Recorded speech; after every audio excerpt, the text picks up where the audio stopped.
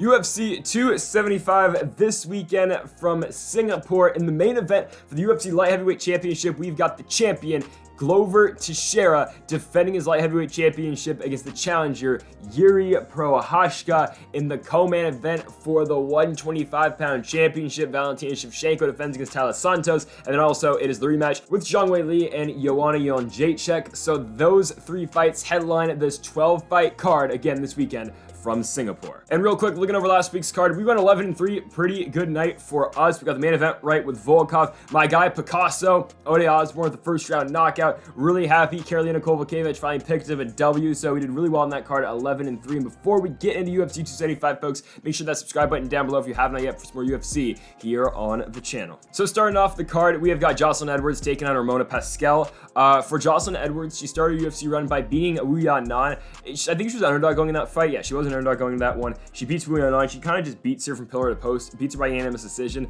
After that, for Edwards, she turns that into a loss to Karol Hossa, but Hossa's pretty much a top 15 fighter at 135. Hossa just beats her everywhere on the Overeem Volkov card. And most recently, Edwards fought Jessica Rose Clark, and Jessica Rose Clark just dominated Edwards on the ground, taking her down 5 times in that fight, about 12 minutes of control for Jessica Rose Clark in that one. So now Edwards is 1-2 in the UFC, and it's kind of her weakness has been exposed in the UFC. It's just her takedown defense. Hossa was able to take her down a lot, and especially Jessica Rose Clark was able to just take her down, really hold her there. And Rose Clark didn't really do much, on top. She's kind of just sat there and just, held Edwards down and picked up the victory by unanimous decision. So it was probably, it wasn't one of Rose Clark's best performances ever, but she still won the fight by unanimous decision. And that's kind of been, Edwards' run so far. She's taken on a fighter here in Ramona Pascual, who is 0-1 so far in the UFC. She came in after winning a fight in Invicta. She won in WLF Wars, an icon. And let's be real, Ramona Pascual did not have the best, resume outside the UFC. She just didn't. She starts her, her MMA run going 2-2, most notably having a loss to Janae Harding in her 4th fight, and then she wins 4 straight fights. She beats Guadalupe Guzman, beats Shamir Pesueya, and then gets the fight against Josiane Nunez most recently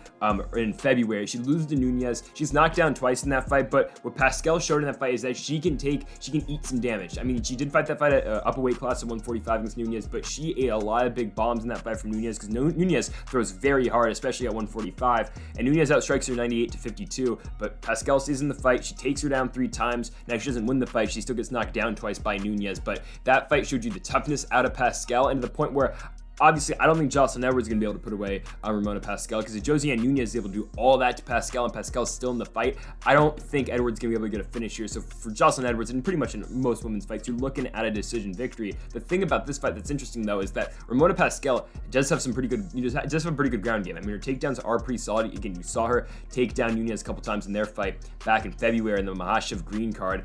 I think there's a definite chance Pascual can win this fight, and the pathway to victory is simple here. It's just take down Jocelyn Edwards, just like what Jessica Rose Clark did. And if Pascal's able to do that, I think she's going to pick up the victory. And you know what? I think that's what she's going to do in this one. I'm taking the underdog right off the bat here. I think we're getting around plus 145 out of Ramona Pascual in this fight.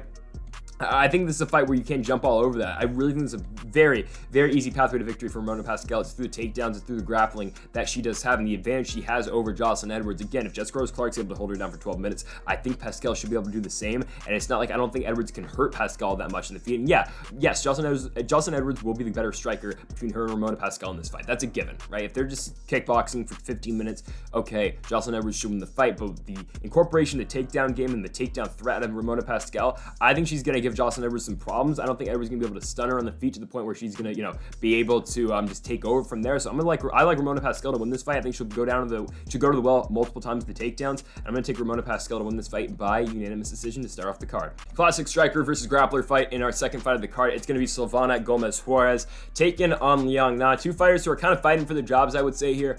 Especially Gomez Juarez. She's got to win this fight if she wants to stay in the promotion, because she's 0-2 so far. So Gomez Juarez comes in. She was fighting in multiple promotions outside the UFC, especially in Southern America, or in Mexico and Southern America. She's fighting Combate and Lux, UWEC. And she wins 3 fights after losing in KSW to Ariane Lipsky for the flyweight championship over there. But she comes in, loses to Lupi Godinez. She gets armbarred in the first round. It's going to happen to you. Lupi's really good. Lupi's got really good wrestling and really good grappling. Her second fight, Gomez Juarez, she fights Vanessa Demopoulos. UFC 270, I took Demopoulos to win. I was not confident at all in the pick. Gomez Juarez immediately though, rocks Demopoulos on the feet. She knocks her down immediately, follows her, tries to go ground and pound, obviously, and finish the fight. Gets caught in an armbar, fight over. Vanessa Demopoulos looked like she was almost out. She comes back, she wins the fight by armbar, and she jumps in Joe Rogan's arms in the post-fight interview. that happened. But Vanessa Demopoulos wins the fight. And it's, I mean, Silvana Gomez-Juarez doesn't have a ground game. It's that simple. Like, she's a good striker. You saw how easily she was able to pick apart Demopoulos on the feet. And yes, is Vanessa Demopoulos the best striker? No, she's not. She's really not a striker at all.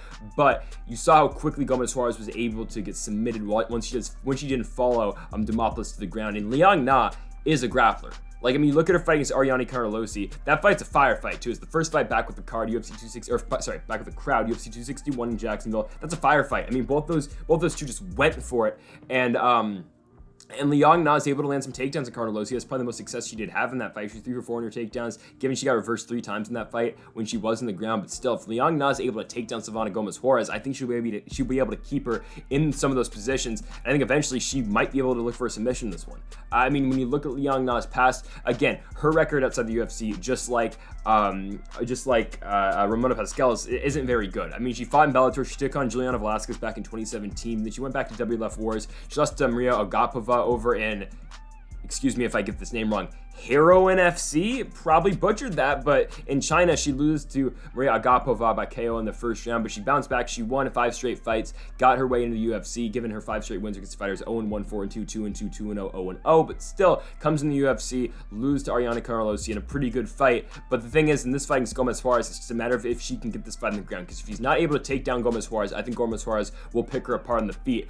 But if, Liang Na is able to get this fight on the ground, it's submission for days here, because we know how bad, bad of a jiu-jitsu game Silvana Gomez-Juarez has got. So with all that being said, I'm a bank that Liang Na is able to take down Gomez-Juarez, or at least Gomez-Juarez knocks her down or something, or somehow the fight ends up on the ground, and I think that's where Liang Na is going to be able to take advantage. And I like Liang Na pretty convincingly in this fight. I like her by first round submission. Don't usually pick finishes, especially for the female fights, but I really do like Liang Na to pick up a W here. I like her by first round sub over Silvana Gomez-Juarez. She's going to find a way to get this fight on the ground and expose what Gomez-Juarez is really bad at, obviously, at the ground. Next up, we have got Kang taking on Dana Bakary at 135 pounds. Should be an interesting fight. Another one of these similar to what Liang Na and Gomez-Juarez is. Striker versus grappler, because for Kang, I mean, the game plan's pretty simple in this one. He's going to have to try to take down Dana Bakary if he's going to try to win this fight. And Kang has been around for a while. I made his UFC debut back all the way back in 2013 on Silva versus Stan on UFC on Fuel when he had no contest against Alex Caceres. But Kang, the game plan is pretty simple for him every single one of his fights. Try to get the fight to the ground and look for a submission and try to win the fight that way.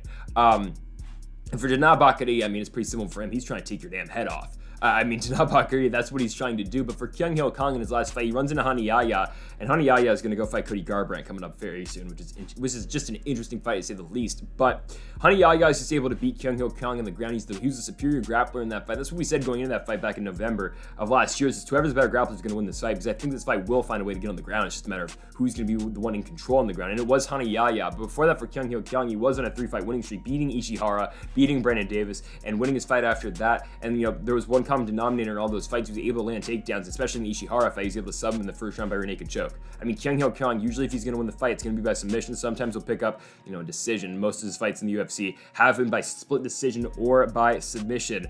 But, again, Kang, the game plan is simple. It's a takedown. It's looking for a submission. It's trying to take the back and do all of that. But it's going to be a tough out for him. It's going to be a really tough ask against a guy like Dana Bakary. Because Dana Bakary, I know he just lost his last fight to Chris Gutierrez. And it was a fight where I didn't think he was going to lose, and I am a little bit, I'm interested to see what Dana Bakary we're going to get, considering he just fought in Columbus in March when he got knocked out by Gutierrez by spitting back fist. He got put away, and now he's back in June, which isn't the greatest. You would like to see him take a little bit more time off. It's not like Kang is going to knock him out or anything, but still, don't love that. But for Dana Bakary, he comes in the UFC, loses to Alatang Ali in his first fight, loses by unanimous decision. It's a close fight, wins fight of the night on Andrade in Zhang Weili back in August 2019, then turns that into a knockout finish over Guido Canetti, who Canetti's not very good, but he knocked him out in the first round. He knocked out Kevin Natividad after that, and then he knocked out Brandon Davis back to back to back, and then he got to the Gutierrez fight, and of course he just lost by KO. So the game plan is still simple though for Bakary, is to keep the fight on the feet and try to knock out Kang and basically try to take his head off. Now,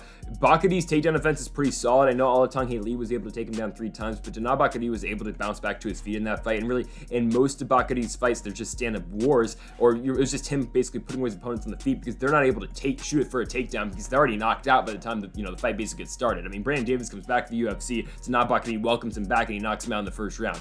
It's usually Dana Bakary, pushing the pace, and he's the one dictating dictating where the fight's going to end up. And I think that just really makes it really tough on Kang because I think Bakari's more physical. He's stronger than Kang, and I just think it's going to be really tough on Kang if he's going to win this fight. He is 34. He's getting a little bit up there in age. I do like Bakari to win this one. I know Bakari's only 32, but still, you know, I do like the Mongolian here in Danaa Bakari. I think he's still training at Jackson Wink, if I'm not mistaken. I know he used to train at Jackson Wink. I think he still is over there. I like Bakari to get back in the win column here. If Kang is not able to, you know, take him down, it's going to be all Bakari on the feet. So that's why I'm going to take Danaa Bakari by first round knockout. I don't think Kang is going to be able to get this one on the ground. So if he's not, then Bakari is going to take over. First round knockout finish for Danaa Bakari, getting back on the winning ways. So Sanford MMA's own Andre Fialho is on a mission right now to go on every single pay-per-view card for the rest of 2022. And hell, I mean, if he wins this fight, let's book him for Las Vegas. Or actually, yeah, Las Vegas is next in July. Then hell, if he wins the fight there, then book him for Dallas later in July. But Andre Fialho taking on Jake Matthews. This is a good fight because Jake Matthews is going to get a fighter here in Andre Fialho that is going to be willing to stand and bang with him. And now, will Jake Matthews want to do that? Probably not. He'll probably look for a takedown pretty quickly in this fight with Fialho. But in both of Matthews' last wins, he has scored knockdowns in both those. I mean, given one of them was Diego Sanchez and the other was Emeev Mek, and both those fighters aren't the greatest, but still, he was able to knock down both of those opponents in those two fights. And when you look at Jake Matthews, it's crazy the guy's only 27 years old because he made his UFC debut all the way back in 2014. The main event was Tahuna versus Marquardt in Auckland, New Zealand. It's been a while for Jake Matthews, and he's only 27 years old, which again is just crazy to me. But he's taking on Andre Fialho, and Fialho's a guy where this dude's on a roll right now. And I know he lost to Maheshate his first fight by unanimous decision, but hell, Maheshate is a guy now that owns a victory over Santiago Ponzinibbio. And now, did Ponzinibbio win that fight? I thought he did, but it's okay. The guy's 2-0 since the Pereira fight where he took on relatively short notice in January of this year. He bounced back, beating Miguel Baeza, knocking him out in the first round. Then he turned that into a knockout finish against Cameron Van Camp on UFC 274 in Phoenix. And now Cameron Van Camp's not the greatest. And honestly though, Van Camp was holding his own for those 2 minutes that the fight was going on. Those two just kind of traded, but you could tell Fialho was the better striker. Eventually landed on the button, and he put down Cameron Van Camp in that first round within 2 minutes. And now he's taking on, you know, a higher level of competition than Jake Matthews. But the thing with Matthews is, the guy really hasn't fought anybody that great recently other than Sean Brady. Okay, actually, I'll rephrase that. Matthews hasn't beat anybody all that great. He loses to these guys where, honestly, some of these guys aren't even in the UFC anymore. He loses to Sean Brady. Okay, Sean Brady's good. UFC 259 has been a while. March of 2021 was his last fight where he lost to Sean Brady. Loses it by arm triangle choke in the third round. Brady's just dominating, taking him down, you know, just controlling where that fight ends up. Jake Matthews' fight before that, it's Diego Sanchez. Okay, well, that's Eagle FC zone now, Diego Sanchez. He beats him by unanimous decision. He beats Emeev Mek. Mek's not in the UFC anymore. He beats him by unanimous decision. I think he's in Aries now. Yeah, he's fighting in Aries FC now. He beats Rostin Akman, you know, the Swedish fighter. He's lost to Ian Gary since he's not in the UFC anymore. Before that, Jake Matthews loses to Anthony Rocco Martin, who Rocco Martin's outside the UFC now. He just picked up a win in CES over against a guy who was 17-20 in his last fight. He beats Shinicho Anzai. He is not in the UFC anymore. He got knocked out by Michael Venom Page's last fight in Bellator. He beats Li Jingliang, which is probably, you know, the best win that he's going to get out of this list. He beats him by unanimous decision back in 2021, or UFC 221, excuse me. But that's only back in 2018. He beats Bohan Vilovic.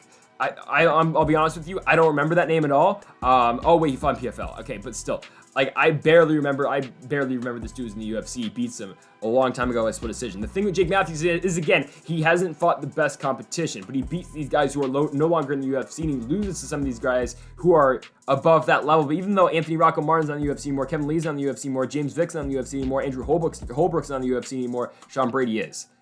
It's just, when you look at Jake Matthews' record, he's only fought 2 guys. The guy's been in the UFC since 2014, but he's only fought 2 guys in his entire resume that are still in the UFC. And it's what? Li Jingliang and his last fight, Sean Brady.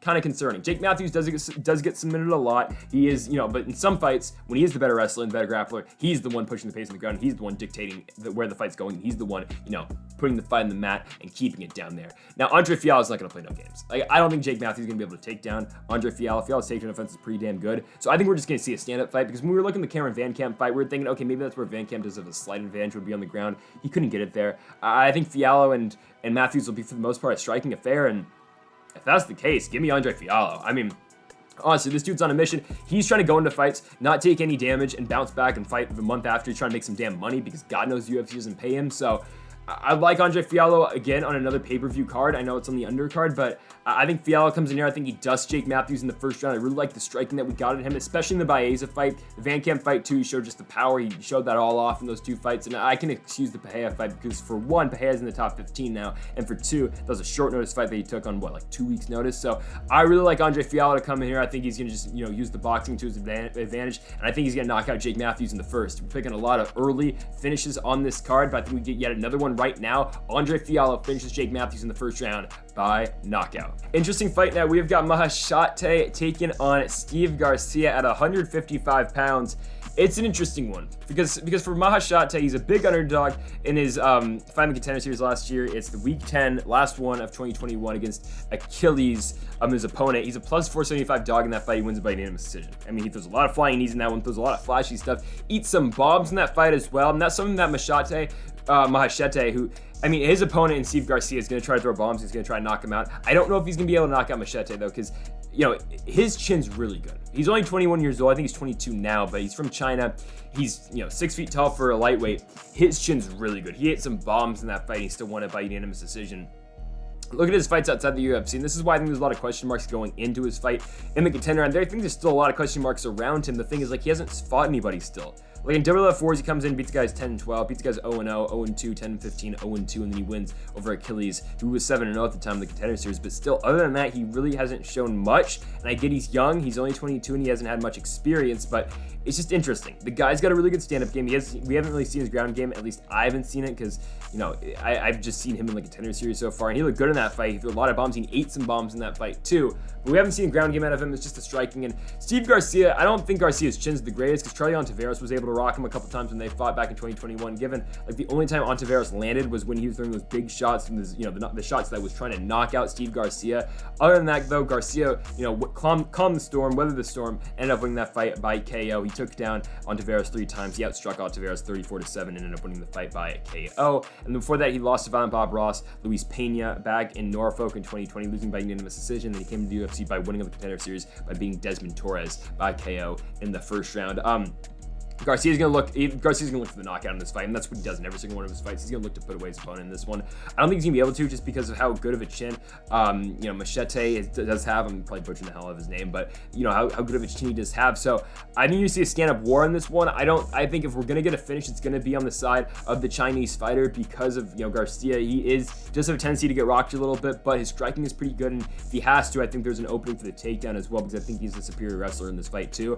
All signs point to Steve Garcia winning this fight. I get worried that there's a chance that he does get rocked and does get put down and eventually does get finished in the ground because I think that's the only way he does lose this fight is if it is by knockout. Honestly, I know a lot of people aren't picking Maheshate by knockout, but the guy throws bombs, and I just think his opponent in his last fight, and Achilles, was a really really good, solid guy who did have a chin, stayed in the fight throughout the fight's entirety. So I think this is just a tremendous fight. This could probably win fight of the night. It's buried in the undercard. It's a really good one. Ever so slightly, though, I'm going to take Steve Garcia. I don't think he's going to be able to finish his opponent in this one just because of the chin that he does have. But yeah, I still do like Steve Garcia. I think it'll be a stand-up war. I think if Garcia has to go to the ground, he will shoot for takedowns. He will put it down there. But yeah, we're going to be taking Steve Garcia to win this fight. I think he gets it done by unanimous decision. Another crazy fight on the feet. We've got Joshua Culibao taking on Seungwoo Choi. And for Seungwoo Choi, losing his last fight to Alex Caceres, a fight that he almost won it. I mean, he almost beat Caceres. They had the headbutt in that fight too. But, or no, sorry, it wasn't a headbutt. It was the illegal knee, excuse me. But he knocks down Caceres. He hits him with an illegal knee. Fight gets stopped. Caceres comes back, and he somehow wins the fight by rear naked choke. He comes back and wins the fight. I mean, it's crazy. I thought Seungwoo Choi was going to win. Caceres, Bruce Leroy proves us all wrong and picks up the victory. But Seungwoo Choi's striking is still very good. I mean, the guy comes in the UFC. He loses 2 fights back-to-back against really 2 tough opponents in Movsar Evloev and in Gavin Tucker. But he turns it around. He beats the brakes off of Suman Mukhtarian back on the Edgar and Korean Zombie card in December 2019. Then he comes in, he beats Yusuf Zalal by unanimous decision. Then he beats Juicy J, Julian Arosa on the Zombie and Ige card. He knocks him out in 90 seconds. And I think pretty highly of Juicy J. I mean, Arosa, I think the guy's pretty good. I'm not going to lie. Julian Arosa came back, and he's won back-to-back fights now over Jordan and Peterson. The guy's good. There's just a lot of these fighters here at 145 that are just so evenly well matched. And for Seungwoo Choi, he's one of these guys that matches up really well with a lot of, a guy like Josh Culibao. I'm just saying, this is a really good matchup. I really think highly of this because it's going to be a striking affair. You look at Joshua Culibao, he finally picks up his first win in the UFC in his last fight. He's 1-1-1 in the promotion, comes in, gets finished by Jalen Turner, but the Tarantula's a good fighter. I mean, Jalen Turner's on a run right now. He's 12-5, 4 straight wins for him after, starting his UFC run just a little bit shaky, but he comes in for Culibao. He loses to Turner. He has a split draw against Charles Jourdain, and then most recently, he beat Shailon Nordembeka, and I think highly of Nordembeka, maybe more than what other people think of Nordembeka. Nordembeka is a guy now with 1-1. He picked up a victory over Sean Soriano in his last one. He's like a plus 270 underdog. We picked Nordembeka to win. He got the victory by unanimous decision. I'm just saying.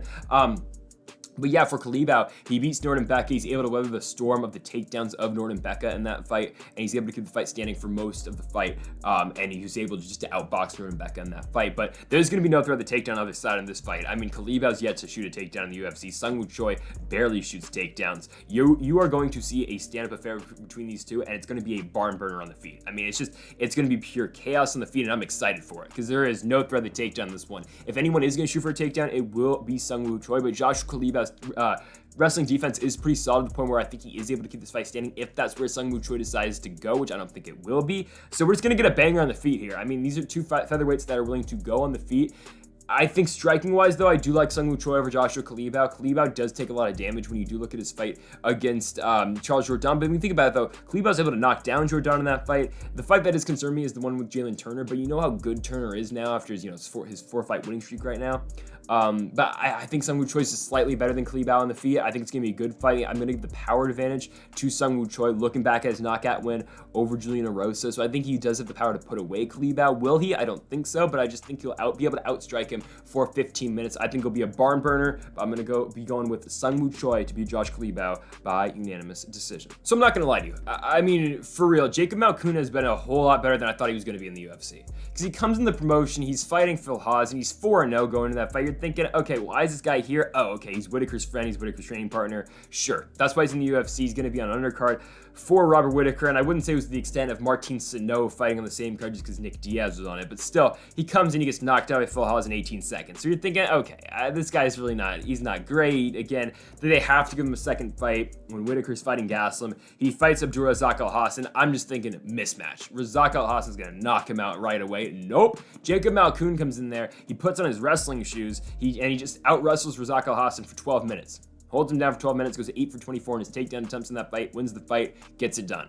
It wasn't the most entertaining fight, but he wins the fight. And then most recently, I thought AJ Dobson was going to be able to knock him out. Wasn't the case. Malkoun tires him. He drags him into deep waters, takes him down 6 times for Malkoun in that fight, about 10 minutes of control time. And really, that's been the game plan in his last 2 fights. It's been a wrestling-heavy approach, and it's one of his last 2 fights. The problem with that in this fight, he's taking on Brendan Allen Allen, and Brendan Allen Allen is very good at jiu-jitsu, and this guy's got really good skills, especially off his back, to the point where it's going to be very tough on Jacob Malkoun, because I think Brendan Allen's going to beat everywhere in this fight, if I'm being honest with you. I really think so, because, okay, sure, will Jacob Malkoun be able to take down Brendan Allen? Maybe he will, and maybe he will. Will he be able to do anything to Brendan Allen on the ground? I don't think so, because I think Allen's going to threaten so much off his back where Malkoun's going to be stuck in his guard, and he's just going to be fending off submissions. And I think Brendan Allen's going to be able to reverse him. I just think pure jiu-jitsu-wise, Brendan Allen's better. The only advantage Malkoun has in this fight is wrestling, but then when you think about it, does Malkoun really want to be down there with Brendan Allen? On the feet, I was one of those guys who wasn't really sure how good Brendan Allen truly is in the feet, because he really, going into his fight with the fight I was thinking was Punahele Soriano, because in the fight with Soriano, he's able to show off his striking, and he does outstrike Soriano for 15 minutes in a way that I didn't think he was going to be able to beat Punahele Soriano, but he does, right? Before that, I mean, even the Roberson fight, he submits him. Sean Strickland was able to dominate him on the feet. That's kind of before we knew how good Strickland really was. Kyle Dawkins, Allen had to take him down. Yeah, he finished Tom Breese, but it was Tom Breese. He beats Kevin Holland, but he beats him on the ground. He beats Aaron Jeffrey, but that's on the ground as well. So you didn't really know how good of a striking game Brendan Allen did have, until the Soriano fight, though, and he was able to beat Punahele on the feet. And is Punahele Soriano a better striker than Jacob Malkoun? Yes, he is. So that's where I think Brendan Allen has got Jacob Malkoun everywhere. I think he's got him on the ground. I think he's got him on the feet. I think it's just a tough fight for Malkoun, because the only way he wins this one is if he goes wrestling heavy and he avoids submission and he avoids getting reversed by Brendan Allen for 15 straight minutes. I don't think he's going to be able to do that. I think eventually he'll get caught. I think eventually Brendan Allen's going to put him in a submission. I think eventually Brendan Allen's going to be able to submit him.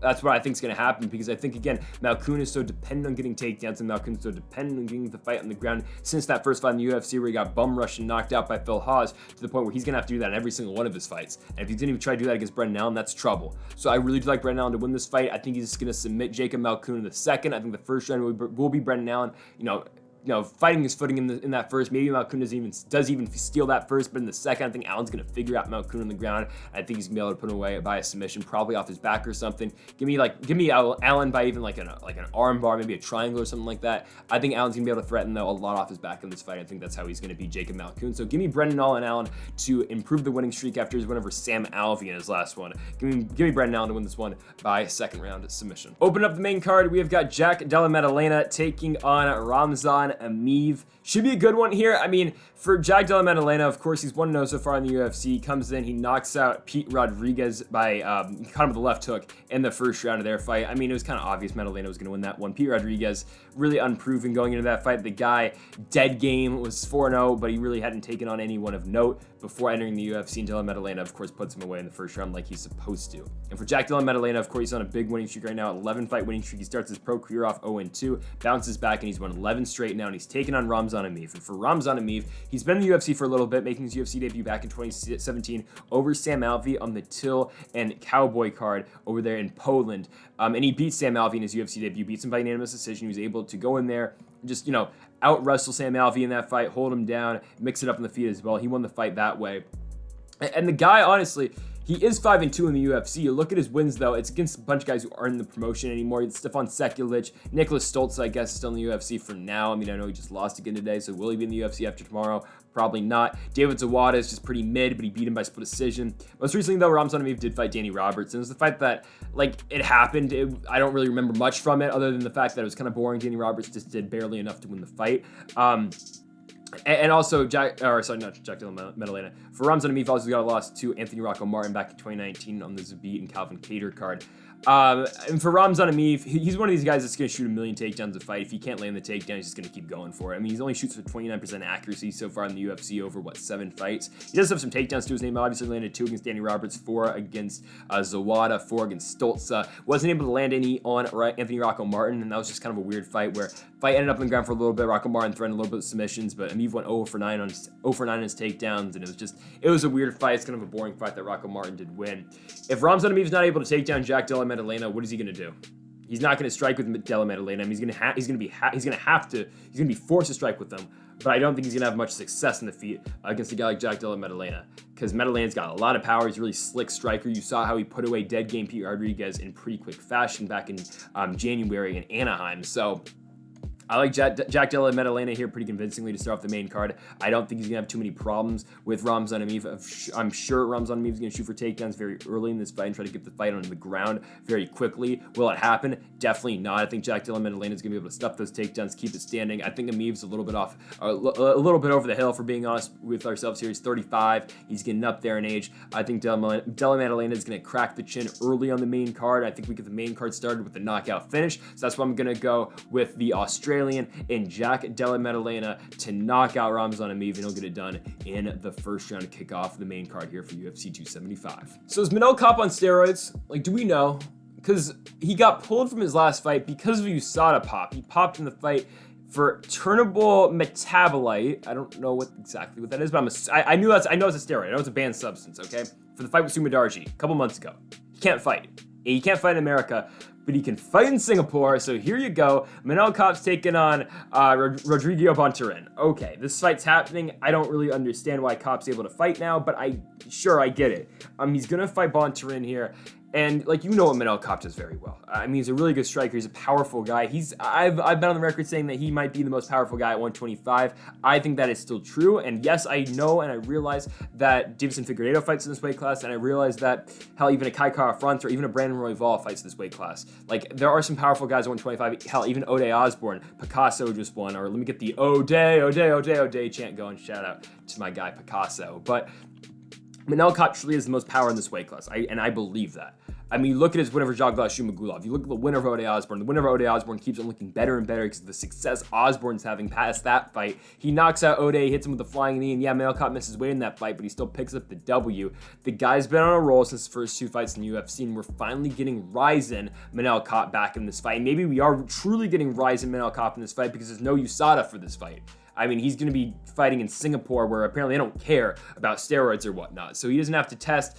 I know he doesn't have to test to the certain extent that he would in America for this fight, which is all right, because I think Manel Kape's going to be really good in this one if he's taking on Bontorin, especially since he just got popped 2 months ago. But hell, he's still fighting. And for Bontorin, well, the guy technically has not won a fight in a while, because I believe the Schnell fight has gotten overturned since he won that one. But he technically beat Schnell back in 2021, beating him by unanimous decision. Of course, been overturned for now, or by now. But his last fight over Brandon Royval, it was a wrestling-heavy approach from Bontorin in that one. He tried to take down Royval many times in that fight, and he was successful on 8, or he was 8 for 9 in that fight with takedowns, but Royval was just so much better on the feet, and the moments that Royval won on the feet was enough to propel him to victory. He ended up winning it by split decision.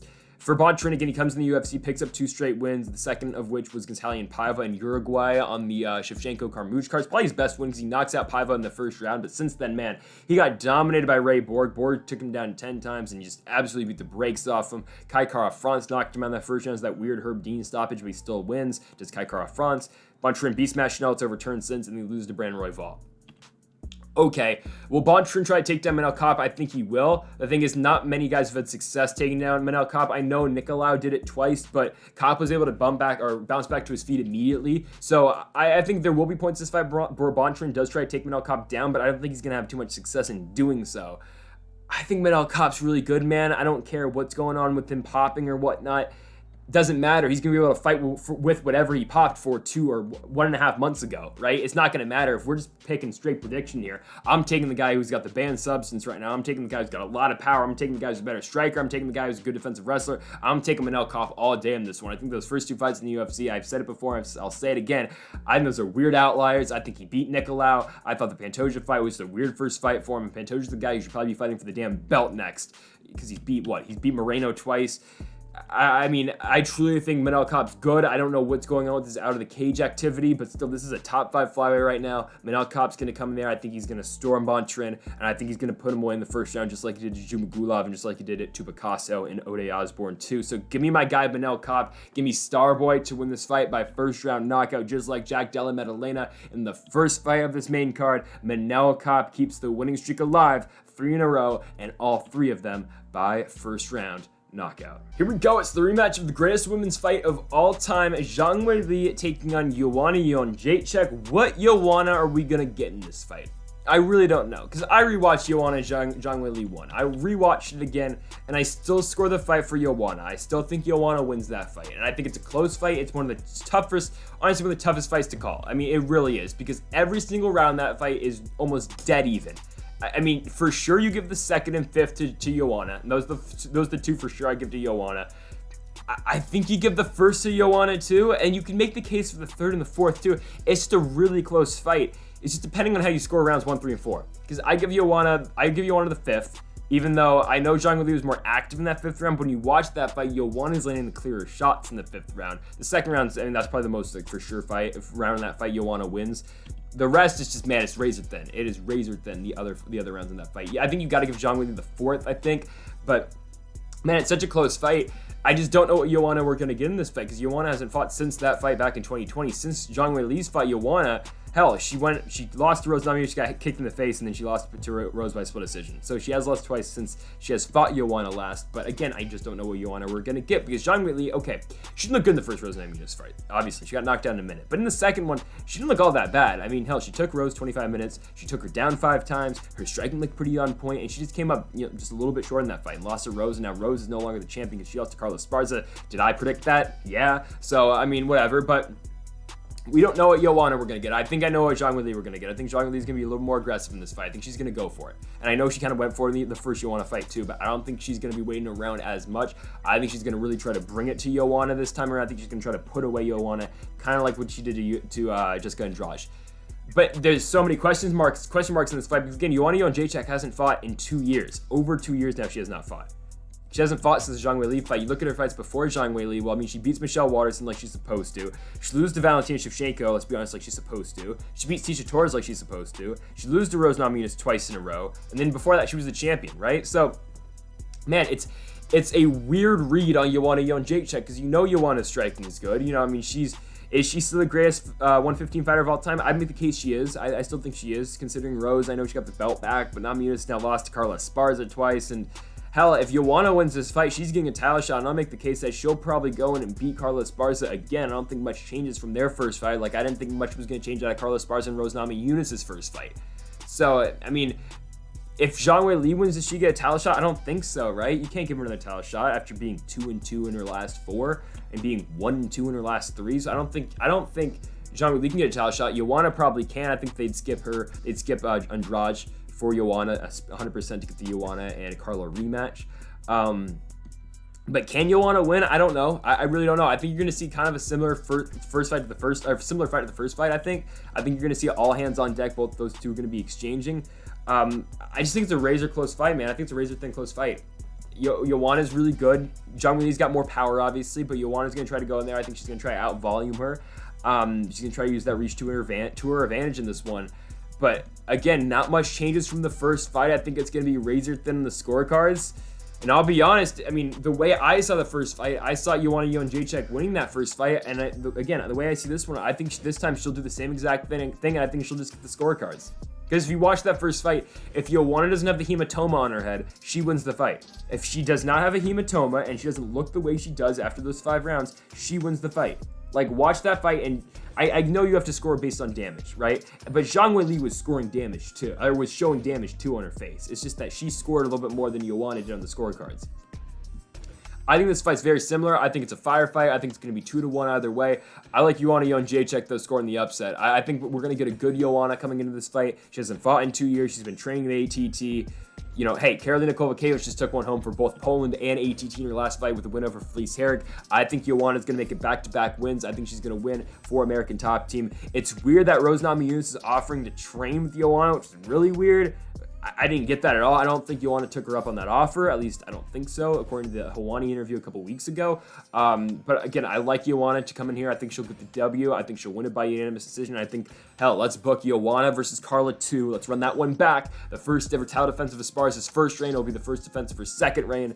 I like Joanna Jedrzejczyk to outstrike Zhang Weili, and I think she'll win this fight, evening up the series at 1 apiece, and Joanna getting back to her winning ways with the victory again by unanimous decision here in Singapore. Here we go in the co-main event for the Flyweight Championship. We've got the champ, Valentina Shevchenko, taking on Taila Santos. Now, does Taila Santos offer anything different to Valentina Shevchenko than some of her other opponents did?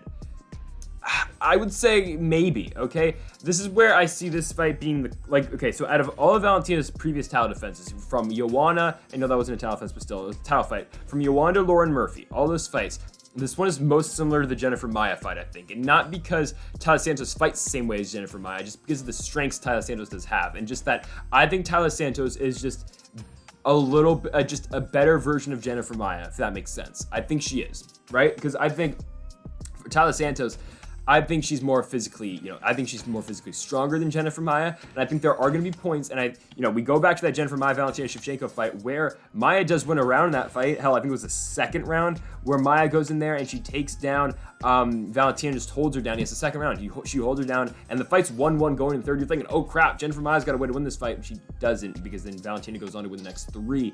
But Taila Santos, I think, might have a moment like that, where she comes in there, she takes down Valentina, and she just holds her down. And what Taila Santos will do that Jennifer Maia doesn't is that she'll throw strikes. She will throw ground and pound. She will make you feel her weight on top of you, unlike what Jennifer Maia does. Jennifer Maia is more looking for submissions and all that, but she couldn't pass Valentina's guard. Valentina was pretty, fine with just sitting in the guard for 5 minutes, just moving on to the third round. What Taila Santos is going to do, Taila Santos is going to look to pass. She's going to look to try to pass that guard, go to half mount, go to mount, and try to put away Valentina Shevchenko. The thing is, can she do that against such a high-level fighter? I doubt it, right? I doubt it. I highly doubt it. Now, with Taila Santos, though, her last fight, she looks really good. She knocks down Joanne Wood twice in a span of 3 minutes and eventually takes her back and submits her late in the first round of the Vieira Tate card in November 2021. That's how she got the title shot, and that's why she is where she is now with this fight with Valentina. And Taila Santos does throw hard. She throws hard, and she is going to try to knock out Valentina Shevchenko because she's going to put everything into every single one of these punches that she does throw. Now, the thing I am concerned with Taila Santos in this fight, though, is I think she's going to tire very quickly. And I know she's gotten a decision multiple times so far in her UFC run, and it's crazy that a fighter that lost to Mauro Romero Barella in her first fight in the UFC is now fighting for a world championship. But in her last 3 fights before the Joanne Wood fight, she goes 15 with Molly McCann. She wins by unanimous decision. She goes 15 with Jillian Robertson. She goes 15 with Roxanne Modafferi. She wins all 3 of those fights. And then, of course, the Wood fight was a first-round finish.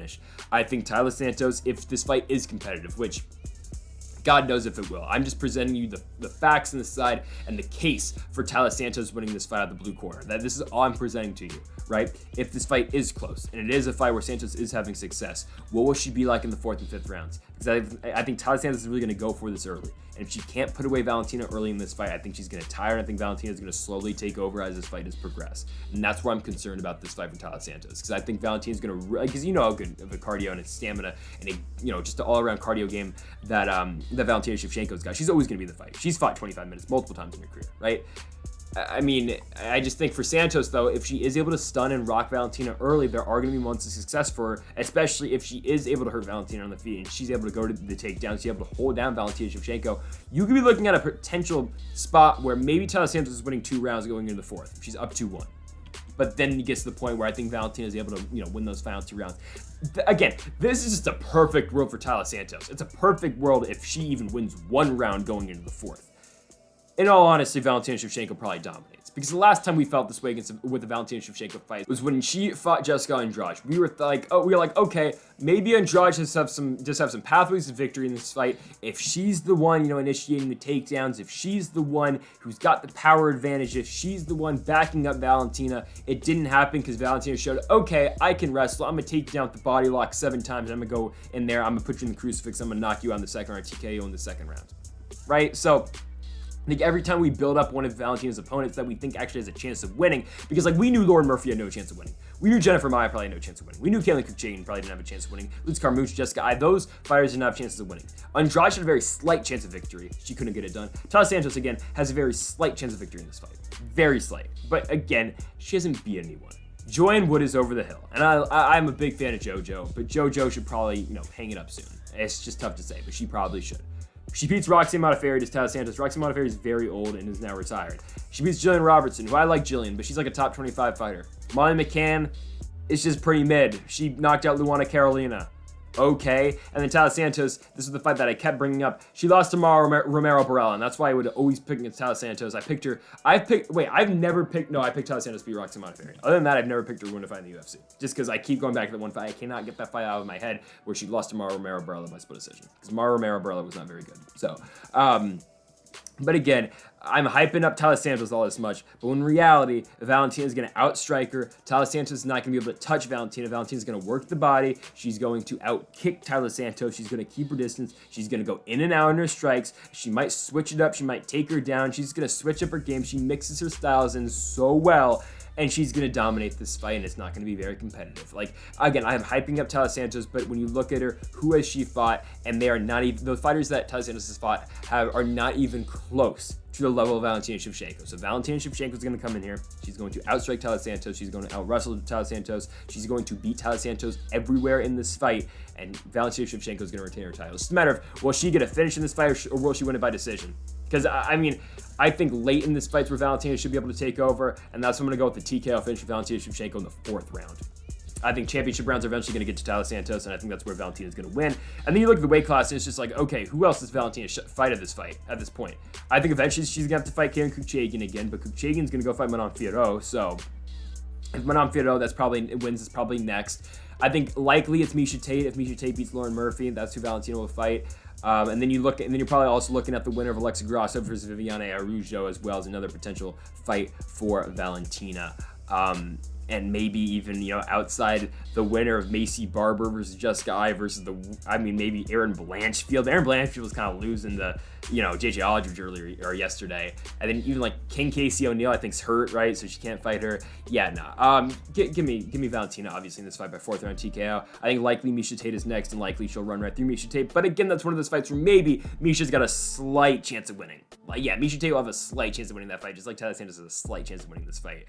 But yeah, Valentina's going to dominate. 4th round TKO. She'll beat Santos basically everywhere in this fight. And still, your 125-pound champion in Valentina Shevchenko. Main event time.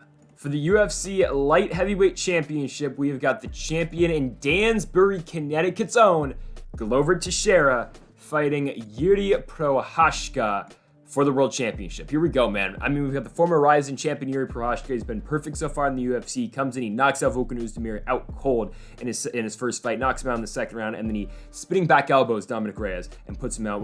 Probably the best knockout of last year. Knocks him out in the second round, and puts him to sleep in the main event in May 2021. It's been a while though.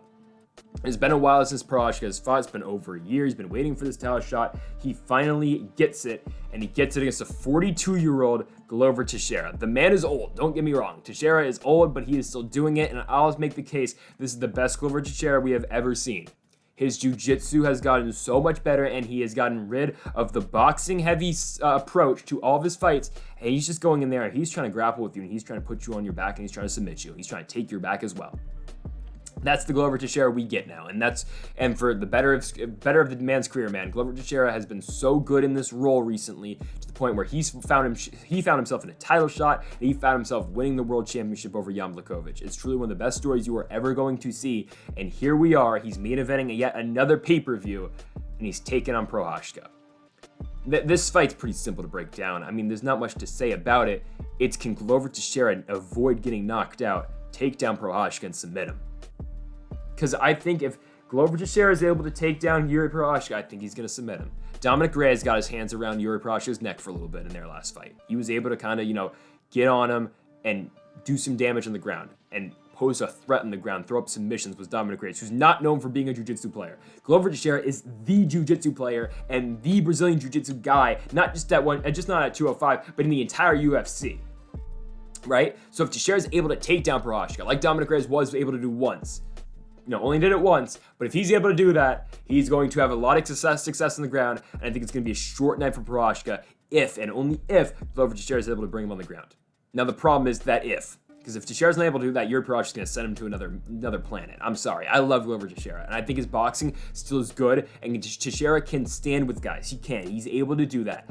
But he's not going to be able to sustain 25 minutes of striking with Yuri Prochazka before he gets knocked out. That's just the way it is. A 42-year-old Glover Teixeira who's still good, who's really good at jiu-jitsu, his striking's not what it once was, and if he stands there and strikes the Prochazka for 25 minutes, eventually he'll get caught on the chin, and eventually he'll get knocked out. Don't forget, Rumble Johnson knocked him out all that time ago. Was it on a Conor McGregor undercard? I think it was a co-main a long time ago. I think it was the second Diaz fight where Anthony Rumble Johnson put him out. Like, Teixeira's chin's good. Don't get me wrong. I think that's like the only time he's been knocked out in his UFC career. But when he takes on a guy like Prochazka, who has a lot of power, there's a lot of spinning stuff. He's gonna throw elbows. He's gonna throw spinning back elbows. He's gonna throw straight rights. He's gonna throw hooks. He's gonna throw everything. He's gonna throw uppercuts. He's gonna come in there. He's gonna throw overhands as well. The guy will throw a lot of different strikes, and eventually, again, if Glover Teixeira strikes them for 25 minutes, he is going to get knocked out. It's just the way it is. It's the way it is. But if Yuri Prochazka doesn't stuff a takedown, Glover Teixeira is going to take his back and he's going to submit him. Man, I mean, that's the way of this fight, man. I think we're going to find out really quickly who's going to win this fight. We will find out in the first 90 seconds who's going to be the light heavyweight champion. It's going to be, okay, Glover Teixeira is able to take him down the first 90 seconds. Boom, Glover Teixeira is going to retain the championship. Or it's going to be, crap, Glover can't take him down. Yuri's going to keep this fight on the feet, and eventually Prochazka is going to put him away. It's that simple, man. There's no two other ways about it. Those are the two different ways this fight can go. Glover Teixeira submits Yuri Prochazka. Yuri Prochazka knocks out Glover Teixeira. Which one are you taking? Right? I mean, look at the odds for this fight. You look at him right now. Glover Teixeira coming in as the world champion, plus 165, plus money for the champ, minus 195 for the challenger, and the former Rising champ in Yuri Prochazka, who's still 2-0 in the UFC, undefeated, hasn't lost yet in the promotion. It's an intriguing fight, and going up, and as soon as this fight was announced, basically from the minute Glover Teixeira won the world championship, DC said there's a guy waiting for you who's the alternate of the the alternate of the Blachowicz and Teixeira fight. There's a guy waiting for you. He goes by the name of Yuri Prochazka. He's next for the world championship. You knew that fight was coming next. And from the minute that fight was announced, I was thinking, Prochazka's probably going to win. I love Glover Teixeira. I love the story. I love the guy. But man, Yuri's probably going to knock him out. Probably is. I don't know what changed, but I am changing that prediction And here I am on Saturday night. You're going to see this on Sunday. I'm picking Glover Teixeira. I think Glover's going to be able to come in here. I think he's going to get it done. I think he's going to take down Yuri Prochazka. Again, if Dominic Reyes is able to take down Yuri Prochazka and Dominic Reyes is able to at least threaten Prochazka on the ground, Glover Teixeira can be able to do the same exact thing. And if he gets Yuri to the ground, he's going to take his back and he's going to submit him and he's going to make him tap. Okay, but if that doesn't happen, he's gonna get knocked out. I mean, there's 100% chance where Yuri Prochazka knocks out Glover Teixeira in 60 seconds. That can 100% happen. But there's a 100% chance there's a chance that Glover Teixeira can go in there, take down Prochazka with a single leg, put him on his ass, and submit him right away too. It's just, this is why this fight is so intriguing, because I don't think, whatever the under is in this fight, actually, let me look what the under is, because whatever the under is in this fight, take the under. Over or under 1.5, I don't think this fight gets out of the first round. I really don't think it does, because I just think there's a blaring weakness in Prochazka's style against Teixeira's style, and there's such a blaring weakness on Teixeira's style against Prochazka's style. It's either Prochazka knocks him out real quick, or Glover's able to take him down, exploit his weakness, and submit him really quick. There's no other two ways about it. That's how this fight ends. I'm going to take Glover. I'm going to trust the Dansbury, Connecticut native. I'm going to trust Glover, the 42-year-old, to find a way to retain his world championship. It took him so long to get to this point. And I think he's going to defend it, and I think that means we get the rematch with him and Blachowicz next, which, let's be honest, Glover does the same exact thing to Jan that he did in the first fight. So I think Glover wins. If he wins this fight, I think he probably retires too. Actually, yeah, honestly, I think he probably retires because I don't know if he really wants to fight Blachowicz again because he's already done that. But honestly, when you think about it, hell, he's already done it, so why wouldn't he do it again? So I don't know. If Prochazka wins, then you probably do Prochazka and Blachowicz, I think. Or maybe Teixeira gets an immediate rematch considering how 205 looks right now. Maybe Jamal Hill with an outside shot if he beats Thiago Santos in August. But I'm going to be siding with Glover Teixeira. I think Teixeira is going to retain the championship. I think it's going to be takedown, a single leg early. He's going to back Prochazka against the fence. I think he'll swing a little bit wild to start off the fight. I think you're going to start off with Teixeira throwing a big overhand right, back up just Prochazka just a little bit, push him back against the fence like he took down Blachowicz in the second, sweep the leg, get the single, put him down. He'll find a way to the back. I'm going to take Glover Teixeira by rear naked choke in the first round to retain the light heavyweight championship. Teixeira and still with the win over Yuri Prochazka. And folks, thank y'all for watching our UFC 275 predictions here on the channel. If you haven't yet, though, make sure that subscribe button down below for more. Make sure to follow us on the socials as well. Greedo Plays YT on Insta, Greedo Plays on Twitter. And yeah, that'll do it for UFC 275, 12 fights here on this card. And we'll be back next week, Austin, Texas, in the main event. Calvin Kattar, Josh Emmett, co-main, Donald Cowboy Cerrone, Joe Lozon, Tim Means, Kevin Holland. What a fight card. We've got Demiris Magulov taking Guram Kutchadladze as well. Tremendous card next week with the crowd with a fight night in Austin, Texas. But for now, from Singapore, we've got UFC 275. And of course, in the main event, we're taking Glover Teixeira to retain his championship by first round submission. Give it to him by the rear naked choke. So folks, thank you for watching. Make sure that subscribe button down below for more. And Mamba forever.